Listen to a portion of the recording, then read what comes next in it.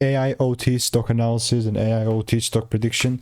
This is for next week and onward. Is it a buy or not? Watch this 1 minute video till the end to find out. Yes, I'm just briefly overviewing PowerFleet. Honestly, like zooming out from a higher time frame, I don't think this is good. Like just for context, I've done 42,000 videos, so I've seen what's making me money and what's not.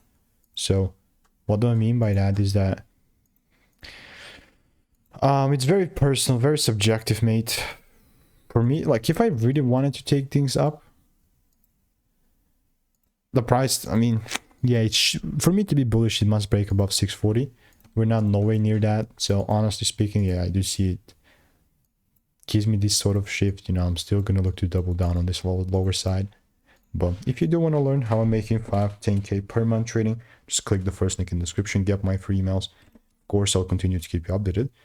But other than that, like there's really no noise here. So see you in the next one. Goodbye and enjoy.